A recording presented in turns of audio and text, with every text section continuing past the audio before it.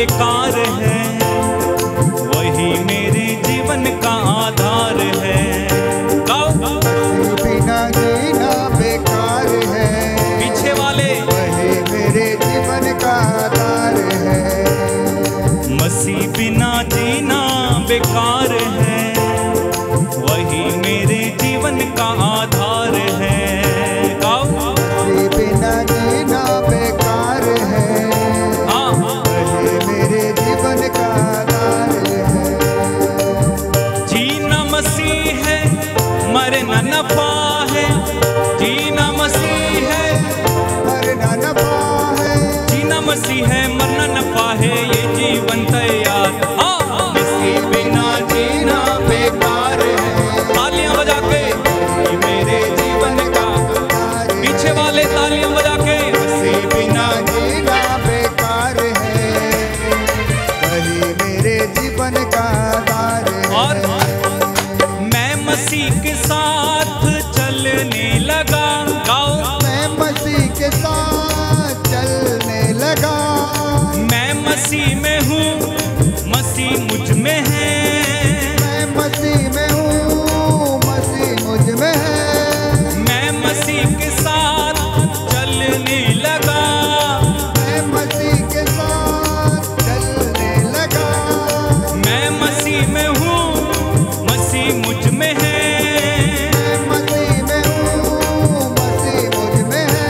क्योंकि आत्मा बिना जीना बेकार है, वही मेरे जीवन का आधार है। हाँ, आत्मा बिना जीना बेकार है, वही मेरे जीवन का आधार है। घूम घूम के एक साथ। मसीह बिना जीना बेकार है। सबको देख लो। मेरे जीवन का आधार है, मसीह बिना जीना बेकार है।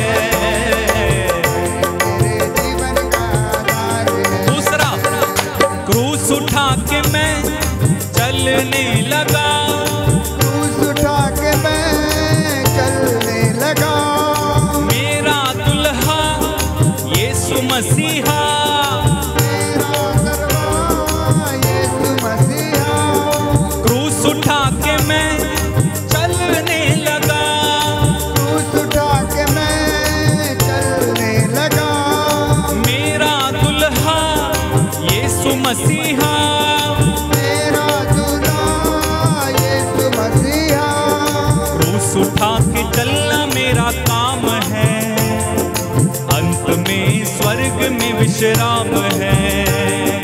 क्रूस उठा के चलना मेरा काम है, अंत में